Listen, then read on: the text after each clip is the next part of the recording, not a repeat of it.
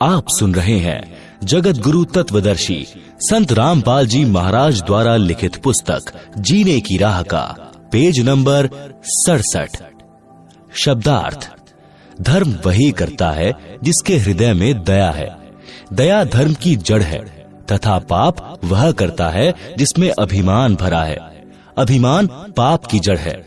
कबीर परमात्मा ने कहा है कि दयावान के साथ परमात्मा रहता है, अभिमानी के पास नहीं रहता। भक्त राम भक्त की पुत्रवधू जिस भक्तमती के पास बैठी थी वह बोली कि बहन आप भी कुछ सेवा कर लो। सत्संग वचन। गुरुदेव जी बताते हैं कि जो सेवा भक्ति करेगा उसी को फल मिलेगा। मैं भोजन खाऊंगा तो मेरा पेट भरेगा, आप खाओगे तो आपका पेट भरेगा। सब प्राणी परमात्मा के बच्चे हैं। आप धनी के बच्चे समझकर सेवा करो। जैसे एक धनी की लड़की 8-9 वर्ष की थी, उसकी देख रेख के लिए एक नौकरानी रखी थी। वह उस लड़की को गर्मियों में स्कूल छोड़ने जाती थी तो उस लड़की के ऊपर छाते यानी छतरी से छाया करके चलती थी। स्वयं धूप सहन करती थी, जिससे धनी खुश रहता था और नौकरानी को तनख्वाह देता था। आप सब यह विचार करके अपने परायों का ध्यान रखें। सास ससुर की सेवा, छोटे बड़े की सेवा, सबका सम्मान करना आप जी का परम कर्तव्य है। यदि आप अपने सास ससुर, माता पिता या अन्य आश्रितों की सेवा करोगे तो परमात्मा आपकी सेवा का प्रबंध करेगा। आप अपने छोटे बड़े बच्चों को भी सत्संग में साथ लाया करो। बच्चों में भी छोटे बड़ों की सेवा करने, अच्छा व्यवहार करने के संस्कार पड़ेंगे। वे बच्चे बड़े होकर आपकी यानी जब आप वृद्ध हो जाओगे तब भी सेवा ऐसे ही करेंगे जैसे बेटी एक बाप माँ को छोड़कर नए माता यानी सास पिता यानी ससुर के पास आती है। अब जन्म के माता पिता तो इतने ही साथी थे, उन्होंने पाल पोस कर नए माता पिता को सौंप दिया। सास ससुर का कर्तव्य है कि आने वाली बेटी को अपनी बेटी की तरह प्यार दें। भेदभाव स्वप्न में भी नई बेटी व अपनी जन्म की बेटी में न करें, जो झगड़े की जड़ है। पुत्र वधू को चाहिए कि नए घर की परिस्थितियों के अनुसार अपने को ढाले, माँ के घर वाले बर्ताव को कम प्रयोग करे। अब पुत्र वधू का घर परिवार यही ससुराल है। आप सुन रहे हैं जगत गुरु तत्वदर्शी संत रामपाल जी महाराज द्वारा लिखित पुस्तक जीने की राह का पेज नंबर 68। शिक्षा कथा। एक पुत्रवधू अपनी सास को बहुत दुखी रखती थी। उसको फूटे हुए मिट्टी के घड़े के टुकड़े यानी ठीकरे में भोजन खिलाती थी, जैसे कुत्तों को खिलाते हैं। कभी कभी साफ करती थी। उसके लड़के का विवाह हुआ। कुछ समय उपरांत सास की मृत्यु हो गई। तब वह अपनी पुत्रवधू से बोली कि इस ठीकरे को फोड़कर बाहर फेंक दो। वह पुत्रवधू बोली कि सास जी, आपको भी इसी ठीकरे में भोजन दिया करूंगी। आपने बड़े जुल्म वृद्धा के साथ किए हैं। तब वह अपनी गलती को समझकर बहुत रोई। पुत्रवधू बुद्धिमान थी। शाम तक उस ठीकरे को नहीं फोड़ा। उसकी सास को वह ठीकरा दुश्मन दिखाई देने लगा। पुत्रवधू ने कहा कि माताजी, मैंने सत्संग सुने हैं, मैं अपने कर्म खराब नहीं करूंगी। यह कहकर ठीकरा फोड़ दिया। पाप कर्म के कारण सास को कैंसर का रोग हो गया। सारा दिन चिल्लाए, पुत्रवधू उसकी सेवा करे, कोई कसर नहीं छोड़ती थी, परंतु कहती थी कि सासू माँ, सेवा तो मैं दिलो जान से करूंगी, परंतु तेरे पाप को मैं नहीं बांट पाऊंगी। यह कष्ट तो आपको ही भोगना पड़ेगा। यदि सत्संग सुने होते तो यह दिन नहीं देखने पड़ते। तब उस जालिम औरत ने कहा कि बेटी, मैं महापापिनी हूँ, क्या मेरा भी उद्धार हो सकता है? मैं भी दीक्षा लेना चाहती हूँ। लड़की सत्संगी घर की थी। उसको पता था कि दीक्षा लेकर भक्ति करने से पाप कर्म नष्ट होते हैं। जिनके अधिक पाप हैं, भक्ति करने से लाभ ही होगा। पाप कम ही होंगे तथा भविष्य में मानव जन्म भी मिल जाता है, यदि मर्यादा में रहकर अंतिम श्वास तक साधना करता रहे। सत्संग में गुरुदेव जी उदाहरण देकर समझाते हैं कि जैसे किसी का वस्त्र कम मैला है तो थोड़े प्रयास से ही निर्मल हो जाता है, यदि अधिक मैला है तो 2-3 बार साबुन पानी से धोने से निर्मल हो जाता है। जिसमें अधिक मैला कर रखा है तथा अन्य दाग भी लगाए हैं तो ड्राई क्लीन से साफ हो जाता है। यदि साफ करने का इरादा दृढ़ हो तो मिस्त्री का काला हुआ वस्त्र भी साफ हो जाता है। लड़की यानी पुत्रवधू को पता था कि सास जी ने तो मिस्त्री वाली दशा कर ली, फिर भी परमात्मा की शरण से अवश्य लाभ ही होता है। इस उद्देश्य से अपनी सासू माँ को दीक्षा दिला दी। कुछ समय पश्चात कैंसर में कुछ पीड़ा कम हो गई। सत्संग सुनकर उसे रोना आया कि माता पिता की बहू बेटों से क्या आकांक्षा होती है। मुझ पापिन ने अपनी सासू जी के साथ क्या बर्ताव किया। मुझे तो यह रोग होना ही था। यदि पहले यह ज्ञान सुनने को मिल जाता तो मैं क्यों यह पाप करती, निर्मल जीवन जीती, सासू माँ की आत्मा भी खुश करती, अपना जीवन सफल कर लेती। उपरोक्त वचन सुनकर राम भक्त जी की पुत्रवधू उस अपनी सहेली यानी पुरानी भक्तमती से लिपटकर फूट फूट कर रोने लगी। आधा घंटे तो अपने को रोक नहीं सकी। अधिक सांत्वना के पश्चात सुबह की रुकी और अपने ससुर पिता के साथ किए बर्ताव का उल्लेख रोते रोते किया। अपने ससुर जी की इंसानियत भी बताई कि कभी अपने बेटे से भी नहीं बताया कि तेरी बहू मेरे साथ ऐसा बुरा बर्ताव कर रही है। बेटे के पूछने पर यही कहता था कि बेटा किसी प्रकार की सेवा में कमी नहीं है, बड़े अच्छे घर की बेटी है, समझदार है। हमारा सौभाग्य है कि यह अपने घर आ गई। हमारा तो इस बेटी ने घर बसा दिया है। मैं पापिन ये शब्द सुनकर भी नरम नहीं पड़ी, क्योंकि मेरी आत्मा पर पाप कर्मों की परत चढ़ चुकी थी, जो 2-3 बार सत्संग सुनने के पश्चात पाप की परत उतरी है। आत्मा में अच्छे संस्कार उठने लगे हैं।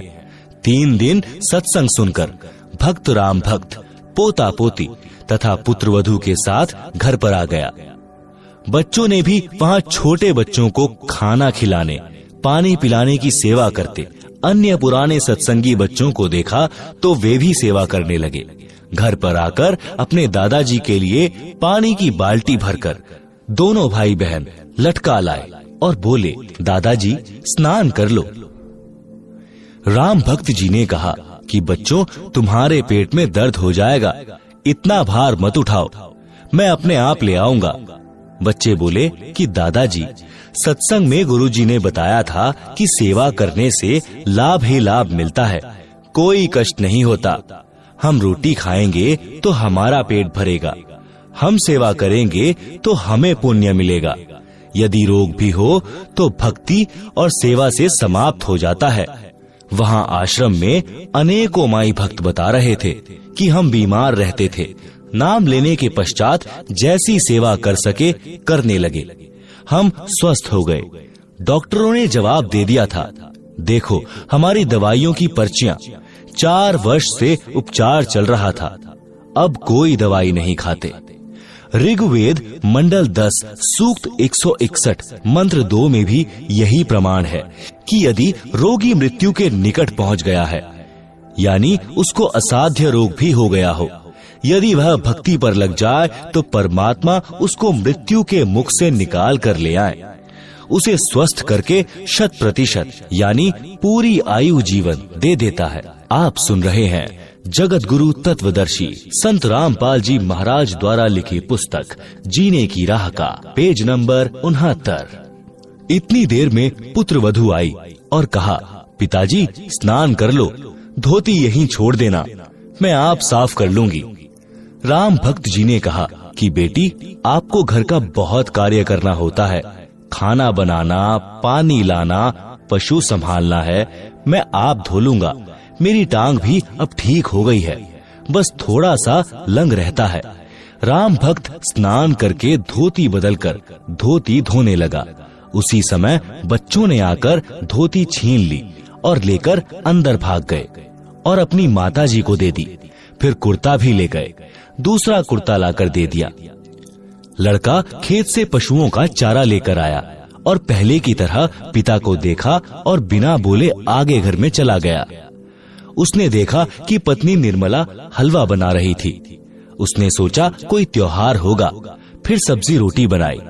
सर्वप्रथम गुरु भगवान को 2 कटोरियों में भोग लगाया तथा फिर एक थाल में रोटी, कटोरियों में हलवा तथा सब्जी डालकर अपने ससुर जी के पास लेकर गई और बोली, पिताजी भोजन खा लो, भूख लगी होगी, दूर से आए हैं। राम भक्त बोला, बेटी मेरे को यह हजम नहीं होता, सूखी रोटियां ला दे, मैं बीमार हो जाऊंगा। राम भक्त जी ने सोचा था कि भावना में बहकर बेटी आज तो सब सेवा कर देगी, परंतु लड़का इसको धमकाएगा क्योंकि उसको सत्संग का ज्ञान नहीं है, कहीं घर में झगड़ा ना हो जाए। इतने में लड़का भी आ गया। अपनी पत्नी को बोला, पिताजी ठीक कह रहे हैं, ले चल अंदर। पिता का कमरा गली पर था, बच्चों का रहने का अंदर को था। पत्नी बोली, चुप रह, मैंने बहुत पाप इकट्ठे कर लिए, अब पिताजी की सेवा मैं स्वयं करूंगी। लड़का चुप हो गया। राम भक्त ने दोनों बच्चों को थोड़ा थोड़ा हलवा दिया। पुत्र वधू को देने लगा तो बोली कि आप क्या खाओगे, घर पर और भी बहुत सारा हलवा प्रसाद बचा है, पिताजी आप खाओ, नहीं खाओगे तो मेरी आत्मा रोएगी। भक्त राम भक्त जी ने गुरुदेव भगवान का स्मरण किया और भोजन खाया। प्रतिदिन पुत्र वधू स्वयं नरम नरम रोटियां गर्म गर्म लाकर अपने हाथों खिलाए, प्रतिदिन वस्त्र साफ करे और कहे, पिताजी भजन कर लो। आप सुन रहे हैं जगत गुरु तत्वदर्शी संत रामपाल जी महाराज द्वारा लिखित पुस्तक जीने की राह का पेज नंबर 70। एक दिन राम भक्त जी की बुआ का लड़का भक्त राम निवास आया। राम भक्त जी ने उसको सीने से लगा लिया और बोला, रे भाई हमारा घर तो तेरी कृपा से स्वर्ग बन गया। भक्त राम विलास बोला कि मामा के बेटे राम निवास से कुछ ना हुआ, गुरु जी की शब्द शक्ति का करिश्मा है। आप और मैं तो पहले इकट्ठे ना बत्ती डंडा खेला करते, मेरे करने से होता तो पहले ही हो जाता। गुरु जी कह रहे थे कि राम भक्त पिछले जन्मों में भक्त था, इससे घर के मोह के कारण मर्यादा में चूक बनी थी, उसके कारण इतना कष्ट उठाया है। अब यह महादुखी हो चुका था, तब तेरे साथ आया है, नहीं तो आप कितनी बार राम भक्त से पहले कह चुके थे कि सत्संग में चल, परंतु मोह माया में अंधा हो चुका था। यह कष्ट और पुत्र पुत्र वधू का व्यवहार इसके लिए वरदान बन गया है। कबीर जी ने कहा है कि सुख के माथे पत्थर पड़ो, जो नाम हृदय से जाए, बलिहारी व दुख के जो पल पल राम रटाए। भावार्थ, हे परमात्मा, इतना सुख भी ना देना जिससे तेरी भूल पड़े, जिस दुख से परमात्मा की पल पल याद बनी रहे, वैसे दुख सदा देते रहना। मैं बलिहारी जाऊं उस दुख को जिसके कारण परमात्मा की शरण मिली। भक्त राम भक्त जी ने भक्त राम निवास जी से कहा कि अब के सत्संग में बेटे प्रेम सिंह को ले जाना, इसका उद्धार हो जाएगा। अगले सत्संग में जो 1 महीने पश्चात होना था, भक्त राम निवास जी आए और प्रेम सिंह को अपने घर ले जाने के बहाने ले गए। घर से सत्संग में ले गए। 3 दिन तक आश्रम में रहे, सत्संग सुना, अन्य पुराने भक्तों से उनकी आप बीती सुनी तो सत्संग के रंग में रंग गया। भक्त राम भक्त जी का परिवार एकदम बदल गया, भक्ति सेवा करके कल्याण को प्राप्त हुआ। आप सुन रहे हैं जगत गुरु तत्वदर्शी संत रामपाल जी महाराज द्वारा लिखित पुस्तक जीने की राह का पेज नंबर 71। सत्संग से घर की कलह समाप्त होती है। एक माई अपनी पुत्र वधू पर बात बात पर क्रोध करती थी। छोटी छोटी गलतियों को बढ़ा चढ़ाकर अपने पुत्र से कहती, पुत्र अपनी पत्नी को धमकाता। इस प्रकार घर नरक बना हुआ था। पुत्र वधू अपनी सासू माँ से कभी कभी कहती थी कि आप सत्संग जाया करो, अपनी पड़ोसन भी जाती है। सासू माँ बोली कि सत्संग में तो आई गई यानी बदचलन स्त्रियाँ जाती हैं, जिनका संसार में सम्मान नहीं होता, जो अच्छे कुल की नहीं है। हम खानदानी हैं, हमारा क्या काम सत्संग में। ऐसे पुत्रवधू ने कई बार कोशिश की, परंतु माई मानने को तैयार नहीं होती। एक दिन गांव की स्त्री किसी कार्यवश उनके घर आई तो सास अपनी पुत्रवधू को गालियां दे रही थी, धमका रही थी कि आने दे तेरे खसम को, आज तेरी खाल उतरवाऊंगी। बात क्या थी कि गिलास में चाय रखी थी, जो सास के लिए डालकर पुत्रवधू बच्चे को लेने अंदर चली गई थी, जो सोया था, जागने पर रो रहा था। उस बच्चे को उठाकर लाने में 1 मिनट भी नहीं लगी थी कि इसी बीच में कुत्ता आया और चाय के गिलास में जीभ मारने लगा। गिलास गिर गया, चाय पृथ्वी पर बिखर गई। सासू माँ आंगन में उस गिलास से मात्र 20 फुट की दूरी पर चारपाई पर बैठी थी। हट्टी कट्टी थी, खेतों में सैर करके आती थी, परंतु काम के हाथ नहीं लगाती थी। इसी बात पर कलह कर रही थी। गांव के दूसरे मोहल्ले से आई माई सत्संग में जाती थी। सब बात सुनकर उसने भतेरी, यानी उस सास का नाम भतेरी था, से कहा कि आप सत्संग चला करो। उसका वही उत्तर था। उस सत्संग वाली भक्तमती ने बहुत देर सत्संग में सुनी बातें बताई, परंतु भतेरी मानने को तैयार नहीं थी। भतेरी की दूसरी बहन उसी मोहल्ले में विवाह रखी थी, जिस पान्ने की वह सत्संग वाली माई जानकी थी। भतेरी की बहन का नाम दया कौर था। जानकी ने जाकर दया कौर से बताया कि तेरी बहन भतेरी ने तो घर का नरक बना रखा है, बिना बात की लड़ाई करती है। मैं कल किसी कामवश गई थी, एक चाय का गिलास कुत्ते ने गिरा दिया, उसी का महाभारत बना रखा था। दया कौर भी जानकी के कहने से सत्संग सुनने गई थी और दीक्षा ले ली थी। जानकी ने कहा कि उसको जैसे तैसे एक बार सत्संग में ले चल। जब तक संतों के विचार सुनने को नहीं मिलते तो व्यक्ति व्यर्थ की टेंशन यानी चिंता स्वयं रखता है तथा घर के सदस्यों को भी चिंता में रखता है। दया कौर अगले दिन अपनी बहन के घर गई। किसी बहाने भतेरी को अपने घर ले गई। वहाँ से कोई अन्य औरतें सत्संग में जाने के लिए जानकी के घर के आगे खड़ी थी। वे दया कौर को सत्संग में चलने के लिए कहने उसके घर गई। वहाँ उसकी बहन भतेरी को देखकर उसे भी कह सुनकर साथ ले गई। भतेरी ने जीवन में प्रथम बार सत्संग सुना। आश्रम में कैसे स्त्री पुरुष रहते हैं, सब आंखों देखा तो अच्छा लगा। जैसा अनाप शनाप सुना करती थी वैसा आश्रम में कहीं देखने को नहीं मिला। सत्संग में बताया गया कि कई व्यक्ति अपनी बहन, बेटियों, बहुओं तथा अन्य स्त्रियों को सत्संग नहीं भेजते और न स्वयं जाते हैं।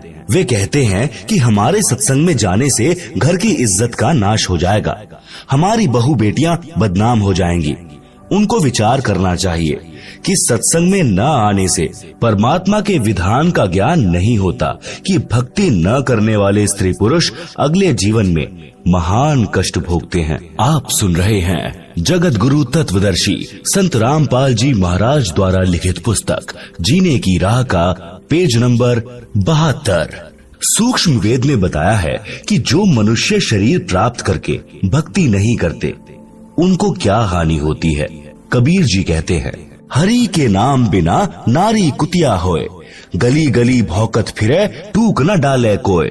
संत गरीबदास जी की वाणी से बीबी पर्दे रहे थी, ड्योडी लगती बाहर, अब गात उघाड़े फिरती है बन कुतिया बाजार। वे पर्दे की सुंदरी सुनो संदेशा मोर, गात उघाड़े फिरती है करे सरायों शोर। नक बेसर नक पर बनी पहने थी हार हमेल, सुंदरी से कुतिया बनी सुन साहिब के खेल। भावार्थ, मनुष्य जीवन प्राप्त प्राणी यदि भक्ति नहीं करता है तो वह मृत्यु के उपरांत पशु पक्षियों आदि आदि की योनियां प्राप्त करता है। परमात्मा के नाम जाप बिना स्त्री अगले जन्म में कुतिया का जीवन प्राप्त करती है, फिर निर्वस्त्र होकर नंगे शरीर गलियों में भटकती रहती है, भूख से बेहाल होती है, उसको कोई रोटी का टुकड़ा भी नहीं डालता। जिस समय वह आत्मा स्त्री रूप में किसी राजा, राणा तथा उच्च अधिकारी की बीवी यानी पत्नी थी, वे उसके पूर्व जन्मों के पुण्य का फल था। जो कभी किसी जन्म में भक्ति धर्म आदि किया था वह सर्व भक्ति तथा पुण्य स्त्री रूप में प्राप्त कर लिए। वह आत्मा उच्च घरानों की बहू बेटियां थी, तब पर्दों में रहती थी, काजू किशमिश डालकर हलवा तथा खीर खाती थी, उनका झूठा छोड़ा हुआ नौकरानियां खाती थी, उनको सत्संग में नहीं जाने दिया जाता था, क्योंकि वे उच्च घरानों की बहुएं तथा बेटियां थी। घर से बाहर जाने से बेइज्जती मानती थी। बड़े घरों की इज्जत इसी में मानी जाती थी कि बहू बेटियां का पर्दों में घर में रहना उचित है। इन कारणों से वह पुण्यात्मा सत्संग विचार न सुनने के कारण भक्ति से वंचित रह जाती थी। उस मानव शरीर में वह स्त्री गले में 9-9 लाख रुपए के हमेल हार पहनती थी, नाक में सोने की नाथ पहनती थी। उसी हार श्रृंगार में अपना जीवन धन्य मानती थी। भक्ति न करने से वे अब कुतिया का जीवन प्राप्त करके नंगे शरीर गलियों में एक एक टुकड़े के लिए तरस रही होती हैं। शहर में पहले सराय यानी धर्मशाला होती थी। यात्री रात्रि में उनमें रुकते थे, सुबह भोजन खाकर प्रस्थान करते थे। वह पर्दे में रहने वाली सुंदर स्त्री कुतिया बनकर धर्मशाला में रुके यात्री का डाला टुकड़ा खाने के लिए सराय यानी धर्मशाला में भौंकती हैं। रोटी का टुकड़ा धरती पर डाला जाता है, उसके साथ कुछ रेत मिट्टी भी चिपक जाती है। वह सुंदरी जो काजू किशमिश युक्त हलवा खीर खाती थी, भक्ति नहीं करती थी, उस रेत मिट्टी युक्त टुकड़े को खा रही है। यदि मनुष्य शरीर रहते रहते पूरे संत से नाम लेकर भक्ति कर लेती तो ये दिन नहीं देखने पड़ते। आप सुन रहे हैं जगत गुरु तत्वदर्शी संत रामपाल जी महाराज द्वारा लिखित पुस्तक जीने की राह का पेज नंबर 73, पुहलोबाई की नसीहत। एक राजा ने पुहलोबाई के ज्ञान विचार सुने, बहुत प्रभावित हुआ। उस राजा की 3 रानियां थी। राजा ने अपनी रानियों को पुहलोबाई के विषय में बताया। राजा ने कई बार पुहलोबाई भक्तिन की अपनी रानियों के सामने प्रशंसा की। अपने पति के मुख से अन्य स्त्री की प्रशंसा सुनकर रानियों को अच्छा नहीं लगा, परंतु कुछ बोल नहीं सकी। उन्होंने भक्तमती पुहलोबाई को देखने की इच्छा व्यक्त की। राजा ने पुहलोबाई को अपने घर पर सत्संग करने के लिए कहा, तो पुहलोबाई ने सत्संग की तिथि तथा समय राजा को बता दिया। सत्संग के दिन रानियों ने अति सुंदर तथा कीमती वस्त्र पहने तथा सब आभूषण पहने। अपनी सुंदरता दिखाने के लिए कोई कसर नहीं छोड़ी। रानियों ने सोचा था कि पुहलो बहुत सुंदर होगी। भक्तमती पुहलो राजा के घर आई। उसने खद्दर का मैला सा वस्त्र धारण कर रखा था, हाथ में माला थी, चेहरे का रंग भी साफ नहीं था। भक्तमती पुहलो को देखकर तीनों रानियां खिलखिलाकर हंसने लगी और बोली कि यह है वह पुहलो, हमने तो सोचा था कि बहुत सुंदर होगी। उनकी बात सुनकर भक्तमती पुहलोबाई ने कहा, वस्त्र आभूषण तन की शोभा, यह तन काचो भांडो, भक्ति बिना बनोगी कुतिया, राम भजो ना रांडो। भावार्थ, सुंदर वस्त्र तथा आभूषण शरीर की शोभा बढ़ाते हैं। यह शरीर नाशवान है, जैसे कच्चा घड़ा होता है। यह शरीर क्षणभंगुर है, न जाने किस कारण से, किस आयु में और कब नष्ट हो जाए। यदि भक्ति नहीं की तो अगले जन्म में कुतिया का जन्म पाओगी, फिर निर्वस्त्र भटकती फिरोगी। इसलिए कहा है रांडो, अर्थात स्त्रियों भक्ति करो। रांड शब्द विधवा के लिए प्रयोग होता है, परंतु सामान्य रीति में स्त्रियां अपनी प्रिय सखियों को प्यार से संबोधित करने में प्यारी गाली के साथ प्रयोग किया करती। अब शिक्षित होने पर यह शब्द प्रयोग नहीं होता। भक्तमती पुहलोबाई ने सत्संग सुनाया। कबीर परमेश्वर जी की साखियां सुनाई। कबीर, हरि के नाम बिना नारी कुतिया होए, गली गली भौंकत फिरे, टूक न डाले कोय। कबीर, राम रटत कोढ़ी भलो, चूचू पड़े जो चाम, सुंदर देही किस काम की, जामुख नाही नाम। कबीर, नहीं भरोसा देही का, विनश जाए छिन माही, श्वास श्वास में नाम जपो और यत्न कुछ नाही। कबीर, श्वास श्वास में नाम जपो, व्यर्था श्वास मत खो, ना जाने इस श्वास का, आवन हो के ना होए। गरीब, सर्व सोने की लंका थी, रावण से रणधीरम, एक पलक में राज्य गया, जम के पड़े जंजीरम। गरीब, मर्द गर्द में मिल गए, रावण से रणधीरम, कंस केसी चाणूर से हिरना कुश बलबीरम। गरीब तेरी क्या बुनियाद है, जीव जन्म धरि लेत। दास गरीब हरि नाम बिन, खाली रह जा खेत। आप सुन रहे हैं जगत गुरु तत्वदर्शी संत रामपाल जी महाराज द्वारा लिखित पुस्तक जीने की राह का पेज नंबर 74। शब्दार्थ। कबीर परमेश्वर जी ने अध्यात्म का विधान बताया है। कहा है कि जो स्त्री भक्ति नहीं करती वह अगले जन्म में कुतिया का जीवन प्राप्त करके गली गली भौंकती फिरती है। कोई उसको भोजन का ग्रास भी नहीं डालता। मानव जीवन में सब भोजन समय पर मिल रहा था। भक्ति न करने से यह दशा होगी। परमात्मा की भक्ति कुष्ठ रोगी यानी जिसके शरीर की खाल भी कट कट कर गिर रही है, उससे रक्त निकल कर गिर रहा है, भी करता है तो बहुत अच्छा है। भक्ति करने से उसका कुष्ठ रोग भी ठीक हो जाएगा, भविष्य भी उज्जवल होगा। जो भक्ति नहीं करता वह चाहे सुंदर शरीर वाला भी क्यों ना हो, उसका सुंदर स्वस्थ शरीर किसी काम का नहीं है। इस मानव शरीर का कोई विश्वास नहीं है कि यह कब तथा किस कारण से नष्ट हो जाए। इसे बचाकर नहीं रखा जा सकता। इसका एक उपाय है, भक्ति करो। इतना स्मरण करो कि एक श्वास भी नाम के जाप बिना खाली ना जाए। श्वास छोड़ते समय तथा लेते समय प्रत्येक श्वास में नाम जपो। श्वास को नाम के जाप बिना व्यर्थ न हो। इस श्वास को ज्ञान नहीं है, यह अंदर गया है तो बाहर आएगा कि नहीं आएगा। इसलिए गफलत न करके भक्ति में लग जाओ। यदि आपके पास धन है और सुविधाएं भी हैं, इनके कारण भक्ति करना न भूलना। श्रीलंका के राजा रावण के पास अत्यधिक धन था। उसने स्वर्ण के मकान बना रखे थे और स्वयं भी योद्धा था। परंतु श्री रामचंद्र के साथ युद्ध हुआ, मारा भी गया और स्वर्ण भी लूट लिया गया, राज्य भी गया। यह सब एक पलक में हो गया, यानी राम जी के तीर से मारा गया। कुछ ही समय में सब कुछ नष्ट हो गया तथा यम के दूत यानी मृत्यु देवता के नौकर उस रावण को जंजीरों में बांध कर ले गए, नरक में डाला गया। रावण जैसे मर्दाने यानी शूरवीर मिट्टी में मिल गए तथा मथुरा का राजा कंस, उसका प्रसिद्ध पहलवान चाणूर, कंस का नौकर केशी रूपधारी राक्षस तथा हिरण्यकशिपु जैसे बलवान भी भक्ति बिना जीवन व्यर्थ कर गए हैं। हे सामान्य प्राणी, तेरी क्या बुनियाद है, यानी तू किस आधार से बचेगा। तू कर्मों के अनुसार भिन्न भिन्न जीवों के शरीर धारण कर लेता है। संत गरीब दास जी ने परमेश्वर कबीर जी के बताए ज्ञान से कहा है कि भक्ति न करने से तेरे को ऐसी हानि होगी जैसे किसान खेत में बीज न बोने से भूखा मरता है, उसे कोई लाभ नहीं होता।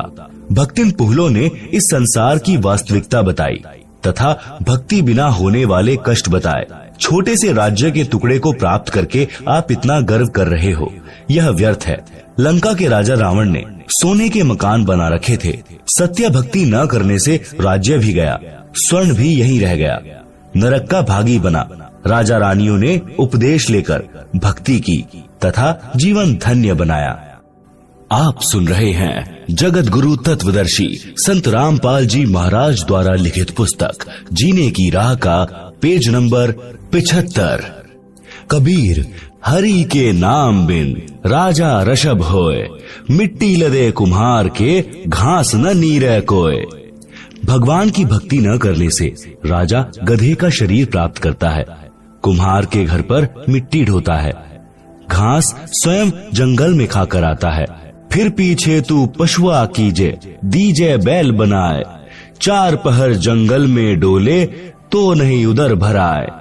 सिर पर सींग दिए मन बोरे, धूम से मच्छर उड़ाए, कांधे जुआ जोते कुआ, कोंदो का भुस खाए। भावार्थ, गधे का शरीर पूरा करके वह प्राणी बैल की योनि प्राप्त करता है। मानव शरीर में जीव को कितनी सुविधाएं प्राप्त थी। भूख लगते ही खाना खाओ, दूध पियो, चाय पियो, प्यास लगे तो पानी पी लो। भक्ति न करने से वही प्राणी बैल बनकर सुबह से शाम तक 4 पहर अर्थात 12 घंटे तक जंगल में फिरता है। हल में जोता जाता है। दिन में केवल 2 बार आहार बैल को खिलाया जाता है। दोपहर 12 बजे तथा रात्रि में। परंतु बैल को बीच में भूख लगी है और चारों ओर चारा भी पड़ा होता है, लेकिन खा नहीं सकता। हाली उसको घास नहीं खाने देता। पानी भी समय पर दिन में 2 या 3 बार पिलाया जाता है। सिर पर सींग तथा एक दुम यानी पूंछ लगे होंगे। जब मानव शरीर में था तब वह जीव कूलर, पंखे तथा एसी कमरों में रहता था। अब एक दुम है, इसको चाहे कूलर की जगह चाहे पंखे की जगह प्रयोग करो, उसी से मच्छर उड़ाता है। सत्संग में यह भी बताया गया कि घर की कलह का कारण परमात्मा के विधान को न समझकर संसार के भाव में चलना है। घर का कोई सदस्य घर में हानि नहीं करना चाहता, किसी कारण से हानि हो जाती है तो उसको लेकर कलह नहीं करनी चाहिए। जो हानि होनी थी वह तो हो चुकी है, वह तो ठीक होनी नहीं। व्यर्थ की कलह करना समझदारी नहीं है। जिससे गलती से कोई हानि हो जाती है तो उसे कहना चाहिए, हे बेटा या बेटी, माता या पिता या सास या बहू, यह जो हो गया यह अपने भाग्य में नहीं था, आपने जानबूझकर तो किया नहीं है। इस बात से घर में शांति कायम रहती है। कलह में काल निवास करता है। भूत प्रेतों का उस घर में डेरा होता है। जो कलह नहीं करते वे सुख से बसते हैं। जिस घर में परमात्मा की भक्ति यानी आरती, स्तुति, ज्योति, यज्ञ होती है, उस घर में देवताओं का निवास होता है। आप सुन रहे हैं जगत गुरु तत्वदर्शी संत रामपाल जी महाराज द्वारा लिखित पुस्तक जीने की राह का पेज नंबर 76। सत्संग सुनकर सब अपने अपने घर चली गई।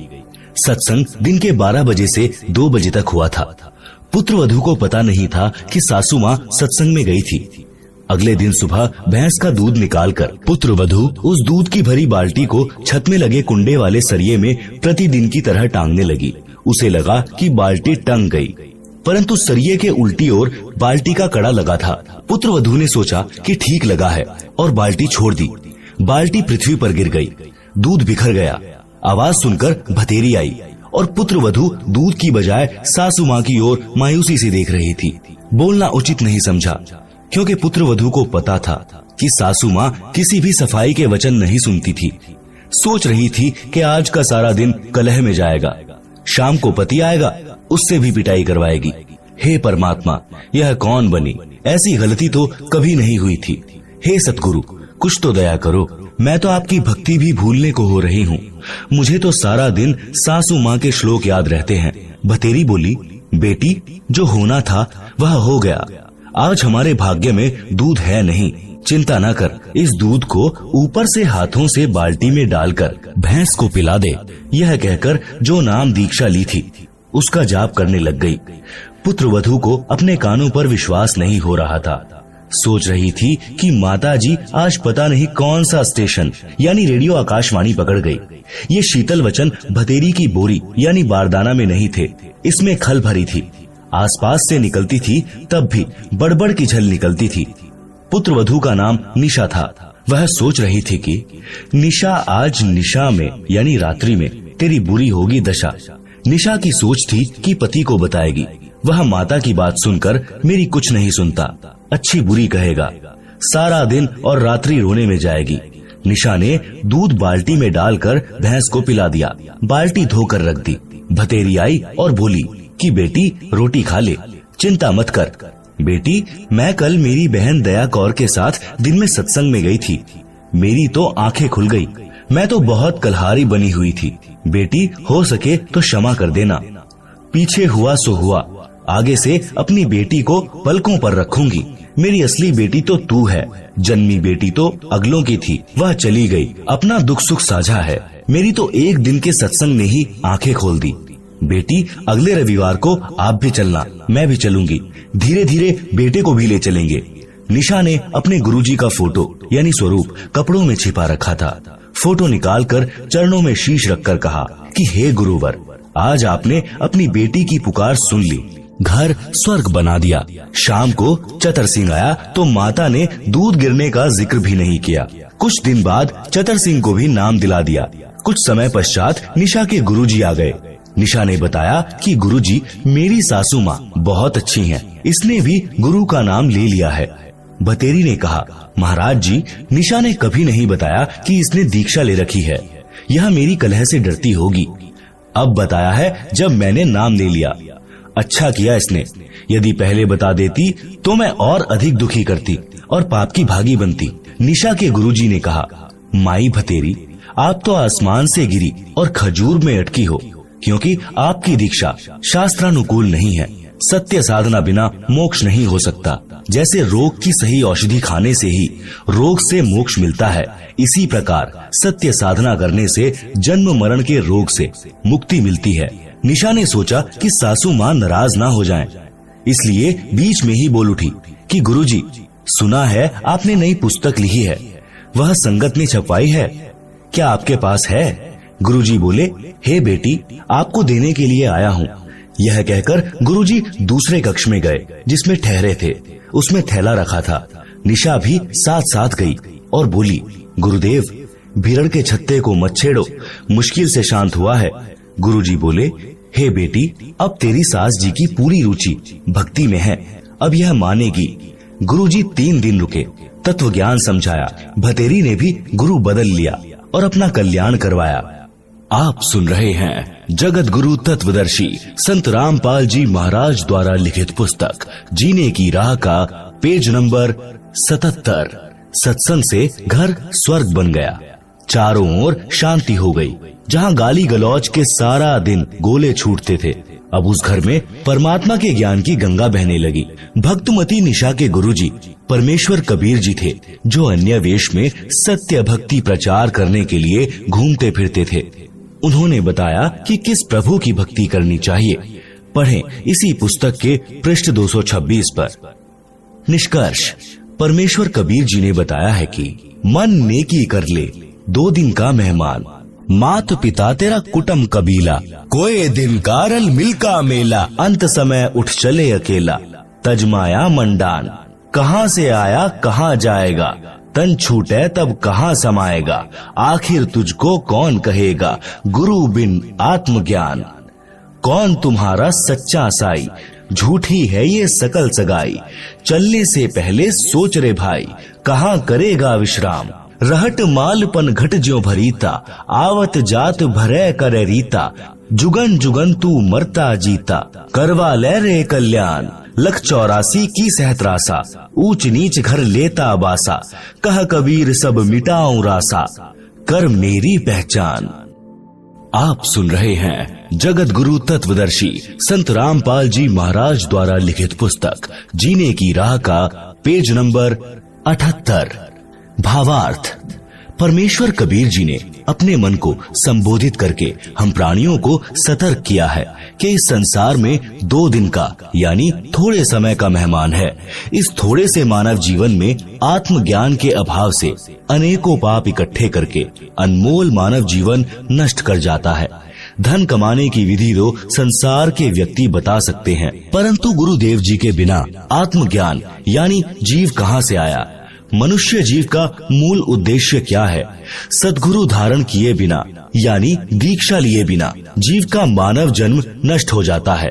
यह बात गुरु जी के बिना कोई नहीं बताएगा। चाहे पृथ्वी का राजा भी बन जा, परंतु भविष्य में पशु जन्म मिलेगा। जन्म मरण का चक्र गुरु जी के ज्ञान व दीक्षा मंत्र यानी नाम बिना समाप्त नहीं हो सकता। जब तक जन्म मरण का चक्र समाप्त नहीं होता तो बताया है कि यह जीवन हर हट का कुआं लोई, या गल बंधा है सब कोई, कीड़ी कुंजर और अवतारा, हर हट डोर बंधे कई बारा। भावार्थ, जैसे रहट के कुएं में लोहे की चक्री लगी होती है, उसके ऊपर बाल्टियों की चैन वेल्ड की जाती है, उसको रहट कहा जाता था। पहले बैल या ऊंट से चलाते थे, जैसे कोल्हू बैल ऊंट से चलाते हैं, पहले अधिक चलाते थे। रहट की बाल्टियां नीचे कुएं से पानी भरकर लाती हैं, ऊपर खाली हो जाती हैं। यह चक्र सदा चलता रहता है। इसी प्रकार पृथ्वी रूपी कुएं से पाप तथा पुण्यों की बाल्टी भरी ऊपर स्वर्ग नरक में खाली की। इस प्रकार जन्म मरण के चक्र में जीव सदा रहता है। ऊपर के शब्द में यही समझाया है कि संसार में परिवार धन सब त्याग कर एक दिन अकेला चला जाएगा, फिर कहीं अन्य स्थान पर जन्म लेकर यही क्रिया करके चला जाएगा। यदि आप घर से किसी अन्य शहर में जाते हैं तो जाने से पहले निश्चित करते हो कि वहाँ जाएंगे, उसके बाद कहाँ विश्राम करेंगे, परंतु संसार छोड़कर जाते हो तो कभी विचार नहीं करते कि कहाँ विश्राम करोगे। हे जीव, 84 लाख प्रकार के प्राणियों के शरीरों में प्रताड़ना सहन करता है, मरता जीता यानी नए प्राणी का जीवन प्राप्त करता है। कभी राजा बनकर उच्च बन जाता है, कभी कंगाल बनकर नीच कहलाता है। परमात्मा कबीर जी समझा रहे हैं कि अवतार गण यानी राम, कृष्ण आदि आदि भी सत्य साधना न मिलने के कारण जन्म मरण के चक्र में पड़े हैं। सत्य साधना मेरे पास है। हे प्राणी, तू मेरे को पहचान। मैं समर्थ परमात्मा हूँ। मैं तेरा जन्म मरण का सर्व झंझट समाप्त कर दूंगा। जगत गुरु तत्वदर्शी संत रामपाल जी महाराज द्वारा लिखित पुस्तक जीने की राह के पेज नंबर 79 पर काल लोक में जन्म मरण रूपी हरहट यानी चक्र का चित्र दिया गया है, जिसे आप पुस्तक में देख सकते हैं। आप सुन रहे हैं जगत गुरु तत्वदर्शी संत रामपाल जी महाराज द्वारा लिखित पुस्तक जीने की राह का पेज नंबर 80, शब्द नंबर 2। नाम सुमर ले सुकर्म कर ले, कौन जाने कल की, खबर नहीं पल की। कोड़ी कोड़ी माया जोड़ी, बात करे छल की। पाप पुण्य की बांधी पोटरिया, कैसे होवे हल्की। माता पिता परिवार भाई बंधु, त्रिरिया मतलब की। चलती बरिया कोई न साथी, या माटी जंगल की। तारों बीच चंद्रमा ज्यों झलके, तेरी महिमा झला झलकी। बने कुकरा विष्टा खावे, अब बात करे बल की। ये संसार रैन का सपना, ओस बूंद जल की। सतनाम बिना सबे साधना, गारा दलदल की। अंत समय जब चले अकेला, आंसू नैन ढलकी। कह कबीर गह शरण मेरी हो, रक्षा जल थल की। भावार्थ, परमात्मा कबीर जी ने बताया है कि हे भोले मानव यानी स्त्री पुरुष, परमात्मा का नाम जप कर, शुभ कर्म कर। पता नहीं कल यानी भविष्य में क्या दुर्घटना हो जाएगी। एक पल का भी ज्ञान नहीं है। धन का संग्रह छल कपट किए बिना होगा ही नहीं, जिसमें से कुछ धन पर भी खर्च कर देता है। इस प्रकार पाप तथा पुण्य की दो गठरी बांध ली। ये कैसे हल्की होंगी। पाप नरक में, पुण्य स्वर्ग में भोगता है। माता पिता, भाई पत्नी आदि आदि परिजन अपने अपने मतलब की बातें सोचते हैं। पूर्व जन्मों के कारण परिवार रूप में जुड़े हैं। जिसका समय पूरा हो जाएगा, संस्कार समाप्त होता जाएगा, वह तुरंत परिवार छोड़कर चला जाएगा। जैसे रेल में डिब्बा भरा होता है, जिसने जहाँ जहाँ की टिकट ले रखी है वहाँ वहाँ उतरकर चले जाते हैं। यह परिवार रेल के डिब्बे की तरह है। मृत्यु के उपरांत यह शरीर मिट्टी हो जाता है। उस समय तेरा कोई परिवार का सदस्य साथी नहीं होगा। एक व्यक्ति अपनी पत्नी से बहुत प्रेम करता था। वृद्ध हुआ तो उसकी मृत्यु निकट थी। उसने अपनी पत्नी से कहा कि आप मेरे साथ चलोगी। वह तुरंत मना कर गई कि ना, मैं ना मरूं तेरे साथ, तेरे ते 3 साल छोटी सूं। वृद्ध को उस दिन सदमा हो गया। उसने उससे बात करना भी बंद कर दिया। निकट आए तो मुंह मोड़ ले, बोले कुछ नहीं। 60 वर्ष के साथ में उस वृद्ध को पहली बार एहसास हुआ कि कोई किसी का नहीं है। यदि उस वृद्धा को समझ होती और वास्तविक प्रेम होता तो कहती कि मुझे भी साथ ले चलना। वृद्ध ने क्या साथ ले जाना था। उसका मन खुश हो जाता, आसानी से मर जाता। समय से पूर्व वृद्धा को कौन मारता। इससे सिद्ध है कि वास्तविक प्रेम की बातें दूर की कौड़ी हैं, सब स्वार्थ के कारण जुड़े हैं। हे मानव, पूर्व जन्म के जप तप तथा धर्म संस्कार से वर्तमान में मंत्री, प्रधानमंत्री या उच्च अधिकारी बनकर ऐसे सुशोभित हो रहा है जैसे रात्रि में तारों के मध्य में चांद की शोभा होती है। यदि सत्संग विचार नहीं सुने तो आत्मज्ञान के बिना, परमात्मा की भक्ति न करके भविष्य के जन्म में कुत्ता बनकर बिष्ठा यानी गोबर टट्टी खाएगा। अब तू अपने बल यानी शारीरिक शक्ति, पद की ताकत की बातें करता है, फिर पशु बनकर महान कष्ट उठाएगा। आप सुन रहे हैं जगत गुरु तत्वदर्शी संत रामपाल जी महाराज द्वारा लिखित पुस्तक जीने की राह का पेज नंबर 81। नर से फिर पशुआ कीजे, गधा बैल बनाई। 56 भोग कहाँ मन बोरे, कुरड़ी चरने जाए। शब्दार्थ, जो मनुष्य यानी स्त्री पुरुष सत्य भक्ति शास्त्र अनुसार गुरु से दीक्षा लेकर नहीं करता, वह मृत्यु के पश्चात पशु जीवन प्राप्त करता है। वह गधे या बैल के शरीर प्राप्त करता है। मानव शरीर में स्वादिष्ट भोजन खाता था। गधा बनने के पश्चात अच्छा खाना नहीं मिलता। गधे का शरीर धारण करके जंगल में कूड़े के ढेर से गंदा भोजन व घास खाता है। इसलिए भक्ति करो हे मानव। संसार में तेरा जीवन ऐसे है जैसे सुबह ओस के जल की बूंदे घास पर चमक रही होती हैं, जो कुछ समय में समाप्त हो जाती हैं। इसलिए पूर्ण सद्गुरु से सतनाम यानी सच्चे नाम जाप मंत्र लेकर भक्ति करके जीव का कल्याण करा ले। सच्चे शास्त्रानुकूल भक्ति मंत्र के अतिरिक्त सब शास्त्र विरुद्ध साधना तो दलदल की गारा के समान है, निकालने की बजाय दुगना फंसाती है। वह साधना परमेश्वर कबीर जी के पास थी तथा कुछ संतों को भी परमेश्वर कबीर जी ने बताई थी, परंतु उनको अन्य को बताने को मना किया था। वर्तमान में यानी सन 1997 से मुझ दास यानी रामपाल के पास है। मेरे अतिरिक्त वर्तमान में किसी भी संत व गुरु के पास शास्त्र प्रमाणित भक्ति मंत्र नहीं है। आओ दीक्षा लो और अपना तथा अपने परिवार का जीवन सफल बनाओ। यदि आप जी ने मेरे यानी रामपाल के अतिरिक्त किसी अन्य पंथ के संत या गुरु से दीक्षा ले ली तो वही बात होगी कि आसमान से गिरे और खजूर में अटके। घर के रहोगे न घाट के। मैं यानी लेखक पहले गांव गांव में सत्संग करता था। मेरा सत्संग सुनते जो आत्मा को हिलाकर रख देता है। मेरे से नाम दीक्षा नहीं लेते, अन्य संतों से दीक्षा लेते थे। वहाँ से कोई लाभ नहीं हुआ। कई वर्ष भटककर मेरे से दीक्षा ली तो सुखी हुए। उपरोक्त सत्संग वचनों से निष्कर्ष निकलता है कि यदि सत्संग के विचार सुनने को मिल जाएं, तो घर स्वर्ग बन जाता है। उसके बिना नरक सा जीवन जीना पड़ता है। इस प्रकार विश्व उद्धार संभव है। सब प्रेम प्यार से जीवन यापन करके मोक्ष प्राप्त कर सकते हैं। यह अति अनिवार्य है। वर्तमान की कुछ सत्य कथाएं। भक्त सुरेश दास के उजड़े परिवार को बसाया। डीगल गांव भक्त का नाम सुरेश अहलावत तथा भक्तमती का नाम यशवंती। डीगल गांव गवाह है कि भक्त सुरेश शराब, सुल्फा, तंबाकू का घड़ा आदि था। घर की थौर बटोर कर रखा था। बहन यशवंती यानी सुरेश की पत्नी असाध्य रोग से पीड़ित थी। 2 लड़के छोटी आयु के थे जो पिता को घर पर आते देख छुप जाते थे। घर में झगड़ा रहता था। बहन यशवंती का एक भाई हरियाणा पुलिस में डीएसपी था, जो अब सेवानिवृत्त हो चुका है। नाम है भक्त राजेंद्र सिंह राठी। गांव भापड़ोदा। उसने अपनी बहन के उपचार में कोई कसर नहीं छोड़ी थी, परंतु व्यर्थ रही। आप सुन रहे हैं जगत गुरु तत्वदर्शी संत रामपाल जी महाराज द्वारा लिखित पुस्तक जीने की राह का पेज नंबर 82।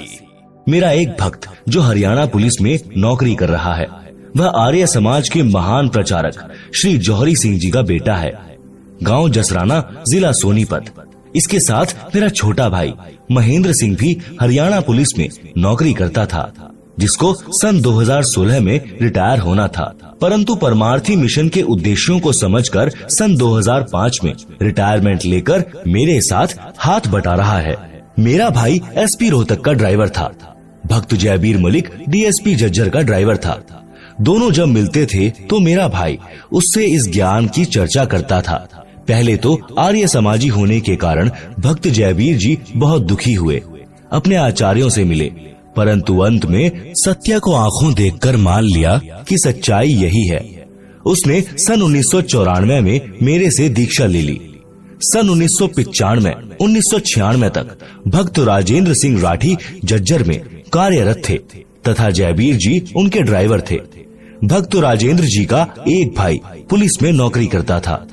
बहन यशवंती वाली बीमारी उसको भी थी, जिस कारण से सन 1995 में उसकी मृत्यु हो गई। ड्राइवर के नाते भक्त जयबीर जी भी डीएसपी के साथ उनके घर गए। सब हालात का ज्ञान हुआ। वापिस आने पर एक दिन जयबीर जी ने डीएसपी साहब से निवेदन किया कि आप अपने परिवार को बचाना चाहते हो तो संत रामपाल जी से दीक्षा ले लो। पहले तो नहीं माना, परंतु ट्रायल करने के लिए अपनी बहन यशवंती को अपने छोटे भाई सुखबीर के साथ दीक्षा दिलाने भेजा। यह दास यानी रामपाल दास सिंचाई विभाग में जूनियर इंजीनियर के पद पर कार्यरत था। गुरुजी के आदेश से दीक्षा देने लगा तथा प्रचार करने लगा। मिशन के उद्देश्य से परिचित होकर जनहित तथा जगहित में सन 1995 में नौकरी से त्याग पत्र देकर प्रचार प्रसार में लग गया था। त्याग पत्र हरियाणा सरकार द्वारा स्वीकृत है। गांव-गांव में संत गरीबदास जी महाराज की वाणी का अखंड पाठ करता था, सत्संग करता था। 3 दिन यह अनुष्ठान चलता था। ज्ञान समझाकर बुराई छुड़वाकर दीक्षा देता था, जिस कारण उपदेशी को आश्चर्यजनक लाभ होता था। इसी क्रम में एक दिन सन 1996 में गांव पंजाब खोड़ यानी दिल्ली में भक्त जगदीश जी के घर पर पाठ चल रहा था। भक्त जगदीश भी प्रथम श्रेणी का शराबी, उत्पाती यानी शराब पीकर था तथा डीटीसी दिल्ली में नौकरी करता है। उसकी पत्नी की लाइलाज बीमारी भी मुझ दास से दीक्षा लेने के पश्चात ठीक हो गई थी। कर्ता परमात्मा है, उसकी शक्ति संत के माध्यम से आती है, जैसे तार द्वारा बिजली आती है। तार बिजली नहीं है, इसी प्रकार संत परमात्मा भले ही नहीं है, परंतु तार अवश्य होता है। उसी समय बहन यशवंती की जीभ काम करना बंद कर गई थी। वह गूंगी हो चुकी थी। सुखबीर जी अपनी बहन को साथ लेकर शाम के समय भक्त जगदीश जी के घर आए। मेरे को सब समस्या बताई। वे दोनों भाई बहन रात्रि में सत्संग सुनकर वहीं रुक गए। बहन यशवंती को नाम दिया, प्रसाद खिलाया। सुबह उठकर वह अपने भाई से बोली, भाई मैं बोलने लग गई हूँ, मैं ठीक हो गई हूँ। यह चमत्कार देखकर दोनों भाई बहन उपस्थित व्यक्तियों यानी जो सत्संग सुनने और भोग लगने के समय पहुँचे थे को बता रहे थे कि कमाल हो गया। उसके पश्चात डीएसपी साहब ने तथा सर्व परिवार तथा रिश्तेदारों ने दीक्षा ले ली। आज सब सकुशल है, भक्ति कर रहे हैं। भक्त सुरेश प्रथम श्रेणी का शराबी था। अपनी पत्नी को ठीक हुआ देखकर सत्संग में आने लगा। शराब तथा सर्व नशा त्याग कर नाम लेकर सुधर गया। उस समय तक कोई आश्रम नहीं बनाया था। गांव-गांव में प्रचार किया जाता था। अब बहन यशवंती के परिवार की पूरे डीगल गांव में मिसाल है। सुरेश चौधरी भक्त बन गया, सर्व बुराई त्याग दी। दोनों लड़के दिल्ली पुलिस में एक ही दिन सिपाही भर्ती हो गए। लोगों को लगा होगा कि पैसे देकर भर्ती कराए होंगे, परंतु सत्य यह है कि एक पैसा भी किसी को नहीं दिया। आप स्वयं जांच कर सकते हैं। दोनों लड़कों के विवाह में 1 रुपया से अधिक कुछ नहीं लिया। यह भी जांच का विषय है। ऐसे ऐसे अनेकों उदाहरण हैं। यह कहानी बताने का मेरा उद्देश्य यह है कि जैसे गीता अध्याय 16 श्लोक 23 और 24 में कहा है कि शास्त्र विधि त्याग कर मनमाना आचरण करने वाले को कोई लाभ परमात्मा से नहीं मिलता। शास्त्रोक्त भक्ति करने से परमात्मा की शक्ति से सर्व असंभव कार्य भी सिद्ध हो जाते हैं, मोक्ष भी मिलता है। ऋग्वेद मंडल 10 सूक्त 161 मंत्र 2 में भी प्रमाण है कि परमात्मा की भक्ति करने वाले का असाध्य रोग भी नष्ट हो जाता है। यदि रोगी मौत के निकट भी पहुंच गया हो तो सत्य भक्ति करने वाले को स्वस्थ करके परमात्मा 100% आयु प्रदान कर देता है, यानी भक्त पूरी आयु जीवित रहता है। आप सुन रहे हैं जगत गुरु तत्वदर्शी संत रामपाल जी महाराज द्वारा लिखित पुस्तक जीने की राह का पेज नंबर 83। जैसे पहले बिजली का विस्तार नहीं हुआ था तो आटा हाथ से चलने वाली चक्की से माता बहन पीसा करती थी। पुरुष हाथ से फरसे यानी दराज से पशुओं का चारा यानी शानी काटा करते थे। फिर हाथ से चलाने वाली मशीन यानी गंडासे का आविष्कार हुआ। वह भी कठिन कार्य था। वर्तमान में बिजली की शक्ति से आटा चक्की चलती है। गंडासे यानी शानी काटने की मशीनें चलते हैं। असंभव कार्य हो रहा है, शीघ्र तथा सुगम हो रहा है। बिजली का विधिवत कनेक्शन लेना होता है। बिजली की मर्यादा का पालन करना होता है, अन्यथा सुखदायी बिजली विनाश कारण बन जाती है। इसी प्रकार परमात्मा का कनेक्शन लेना पड़ता है और परमात्मा की मर्यादाओं का पालन करना होता है, तब सर्व सुख तथा मोक्ष परमात्मा देता है। मर्यादा भंग होने से परमात्मा की शक्ति आनी बंद हो जाती है, सर्व सुविधाएं मिलनी बंद हो जाती हैं। डींगल गांव के व्यक्ति उन झूठे आचार्यों की बात को सत्य मानकर करौंथा आश्रम में जाने वाले अपने गांव वालों को रोकते थे, तो भक्त सुरेश जी तथा बहन यशवंती जी हाथ जोड़कर गांव के उन व्यक्तियों से कहते थे कि गाम राम मारो चाहे छोड़ो, हम आश्रम में जाना बंद नहीं करेंगे। हमारा तो घर वहीं से बसा है, नहीं तो हम आज उजड़ गए होते। परमात्मा ने उनकी सच्ची भक्ति का फल भी ऐसा ही दे रखा है। भक्त सुरेश का मोबाइल नंबर है 9034029495। आप सुन रहे हैं जगत गुरु तत्वदर्शी संत रामपाल जी महाराज द्वारा लिखित पुस्तक जीने की राह का पेज नंबर 84। सत्संग न सुनने से सर्वनाश हुआ। परमेश्वर कबीर जी कहते हैं, राम नाम कड़वा लागे, मीठे लागे दाम, दुविधा में दोनों गए, माया मिली न राम। शब्दार्थ।